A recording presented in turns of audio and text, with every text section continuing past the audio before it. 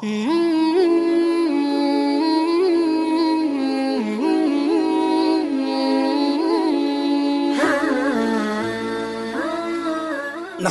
ونستعينه ونستغفره ونصلي ونسلم على النبي الكريم.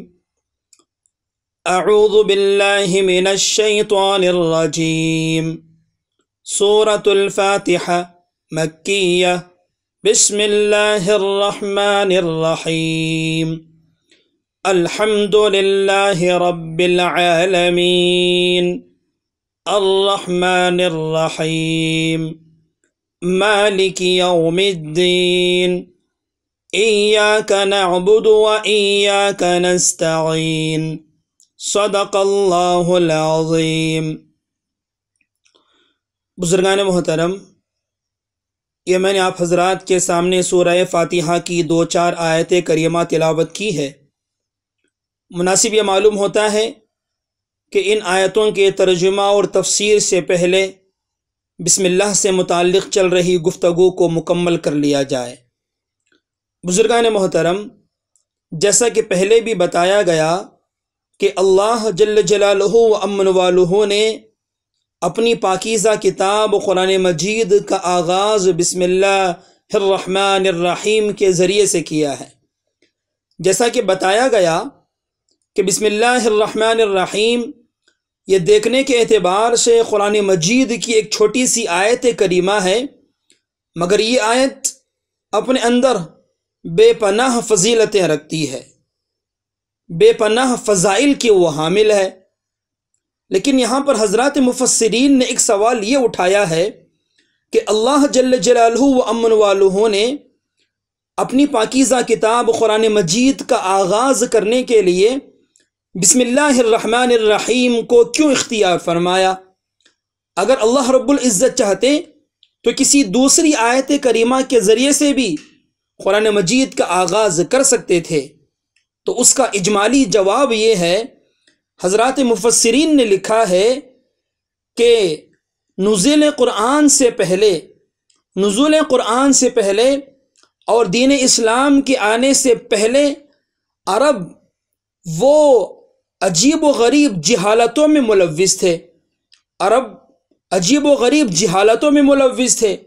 جاہلانہ رسم و رواج اور باطل عقیدے ان کی زندگی کا حصہ بن گئے تھے.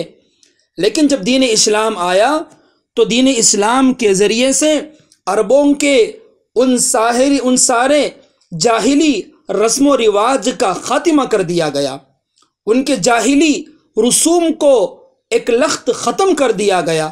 چنانچہ عربوں کی جاہلانہ رسم و رواج میں سے ان کا ایک رواج یہ بھی تھا، ان کی ایک عادت یہ بھی تھی کہ عرب زمانہ جاہلیت میں جب بھی کوئی کام شروع کرتے تھے تو وہ اپنے کاموں کے شروع میں اپنے 2 مشہور بت لات و عزیٰ کا نام لیا کرتے تھے.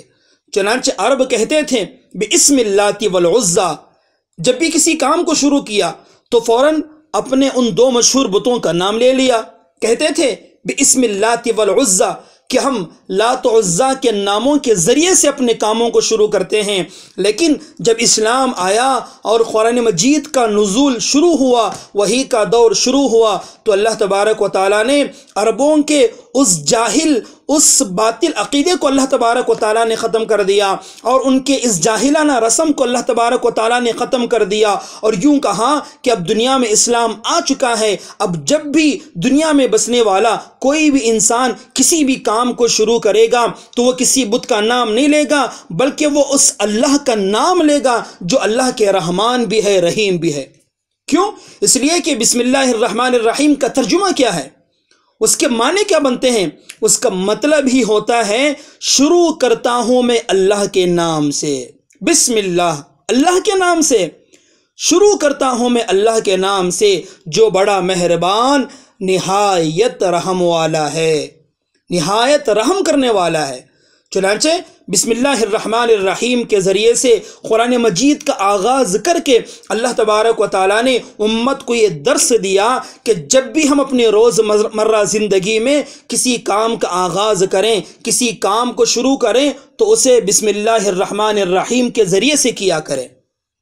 چنانچہ روایتوں میں آتا ہے کہ خود جناب محمد رسول اللہ صلی اللہ علیہ وسلم بھی بسم اللہ الرحمن الرحیم کے نازل ہونے سے پہلے کسی کام کو شروع کرتے تو آپ صلی اللہ علیہ وسلم یوں فرماتے، بسمک اللہم، اللہ کے نام سے، شروع اللہ کے نام سے۔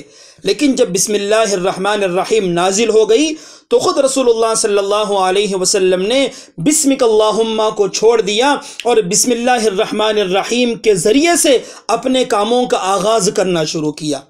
یہی وجہ ہے کہ روایتوں میں جا بجا جناب محمد رسول اللہ صلی اللہ علیہ وسلم نے اپنے کاموں کو بسم اللہ کے ذریعے شروع کرنے کی ترغیب دی ہے، بلکہ یوں فرمایا کہ اپنی روزمرہ زندگی میں کسی بھی کام کو اگر بغیر بسم اللہ کے شروع کیا جائے تو وہ کام ناتمام ہوتا ہے اور وہ شخص نامراد ہوتا ہے۔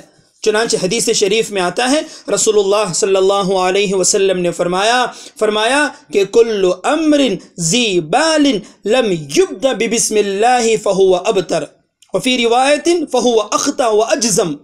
فرمایا کہ ہر وہ ذیشان کام، ہر وہ بہترین کام جس کو بغیر بسم اللہ سے شروع کیا جائے گا وہ کام ناتمام ہوگا، وہ کام ناتمام ہوگا۔ یہی وجہ ہے ہم اپنی روزمرہ زندگی میں بہت سارے کام کرتے ہیں، لیکن اگر ہم اپنے کاموں کو بسم اللہ کے ذریعے سے شروع کریں تو وہ کام مکمل ہوگا اور ان کاموں میں اللہ رب العزت کی طرف سے مدد بھی شامل حال رہے گی۔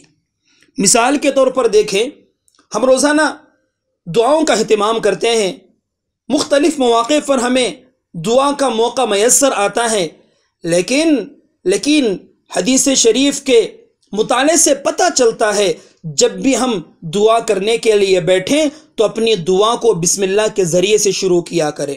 کیوں؟ اس لیے کہ روایت میں آتا ہے جناب محمد رسول اللہ صلی اللہ علیہ وسلم نے فرمایا، ہر وہ دعا جس کے شروع میں بسم اللہ پڑھی جاتی ہے اللہ تبارک و تعالی اس دعا کو ہرگز رد نہیں فرماتے، ہرگز رد نہیں فرماتے، بلکہ اللہ تبارک و تعالی اس دعا کو قبولیت سے نوازتے ہیں۔ اسی طرح ہم اپنی روزمرہ زندگی میں روزانہ بارہا وضو کا موقع ملتا ہے، ہم روزانہ وضو کرتے ہیں، لیکن اگر ہم وضو کے ذریعے سے وضو کو بسم اللہ کے ذریعے سے شروع کریں گے تو پھر اس وضو کی کیفیت الگ ہوگی، اور اگر اس وضو کو بغیر بسم اللہ کے شروع کریں گے تو پھر اس کی کیفیت الگ ہوگی۔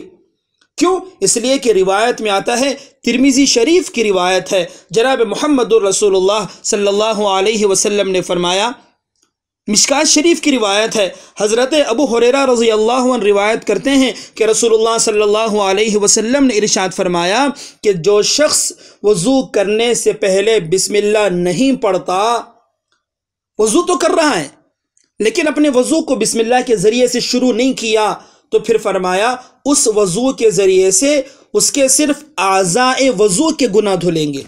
یہ جو اعضائے وضو ہیں، چہرہ ہے، دونوں ہاتھ ہیں، دونوں پیر ہیں، فرمایا کہ بغیر بسم اللہ سے اگر وضو کو شروع کیا جائے تو اس وضو سے صرف اعضائے وضو کے گناہ دھلیں گے، اور اگر کوئی بندہ اپنے وضو کا آغاز بسم اللہ کے ذریعے سے کرتا ہے تو پھر اللہ تبارک و تعالی اس کی برکت سے پورے جسم کے گناہوں کو معاف فرما دیں گے۔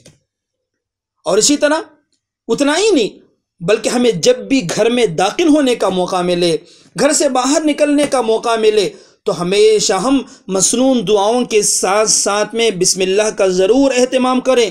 کیوں؟ اس لیے کہ ترمذی شریف کی روایت ہے، جناب محمد رسول اللہ صلی اللہ علیہ وسلم نے فرمایا کہ اگر کوئی بندہ اپنے گھر سے نکلتے وقت میں بسم اللہ توکلت علی اللہ لا حول ولا قوت الا باللہ اس چھوٹی سی دعا کو پڑھ لیتا ہے تو پھر اللہ تبارک و تعالیٰ کی طرف سے اسے کہا جاتا ہے کہ میں نے تیری حفاظت کر لی، میں نے تیری حفاظت کر لی اور تجھے تیرے دشمن شیطان سے بچا لیا۔ تو معلوم ہوا کہ بندہ جب گھر سے باہر نکلے اور بسم اللہ کہہ کر باہر نکلے تو اللہ تبارک و تعالی شیطان مردود سے اور اس کے مکر و فریب سے اور اس کے شر سے اس کی حفاظت فرماتے ہیں۔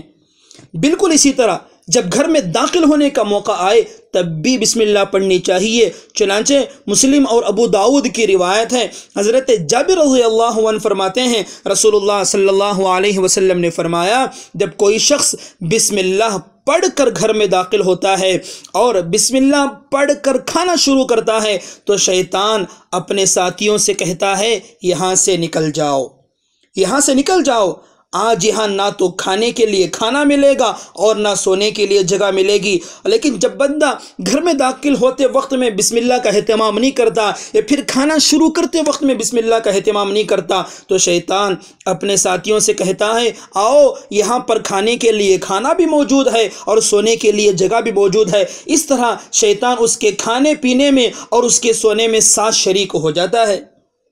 بلکہ اس سے آگے بڑھ کر چھوٹے چھوٹے اعمال ہیں لیکن ہم اہتمام کریں۔ مثال کے طور پر کپڑے تبدیل کرنے کا موقع آئے تو عموماً غفلت ہو جاتی ہے، غفلت کی حالت میں کپڑے تبدیل کیے جاتے ہیں۔ ایسا نہ ہو، کپڑے بدلنے کا بھی اگر موقع ہو تو اس موقع پر بھی بسم اللہ پڑھنی چاہیے۔ کیوں؟ اس لیے کہ روایتوں میں آتا ہے جب کوئی انسان قضائے حاجت کے لیے جاتا ہے، پیشاب پاخانے کے لیے جاتا ہے یا غسل جنابت کے لیے کپڑے اتارتا ہے یا صحبت کے لیے کپڑے اتارتا ہے تو پھر شیاطین و جنات اس کے شرمگاہ سے کھیلنے کی کوشش کرتے ہیں، لیکن جب وہ بسم اللہ پڑھ لیتا ہے تو اللہ تبارک و تعالیٰ ان شیاطین اور اس کے بدن کے درمیان میں آڑ کر دیتے ہیں، پردہ حائل کر دیتے ہیں۔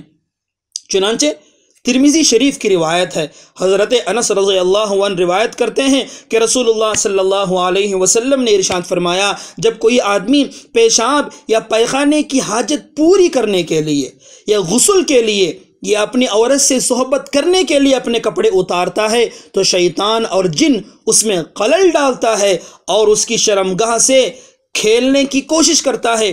لیکن بسم اللہ پڑھ کر اگر کپڑے اتارے جائیں تو پھر وہ کپڑے اتارنے والا چاہے مرد ہو یا عورت ہو، شیطان و جن سے اللہ تبارک و تعالی آڑ اور شیطان و جن اور اس کے بدن کے درمیان میں پردہ حائل کر دیتے ہیں۔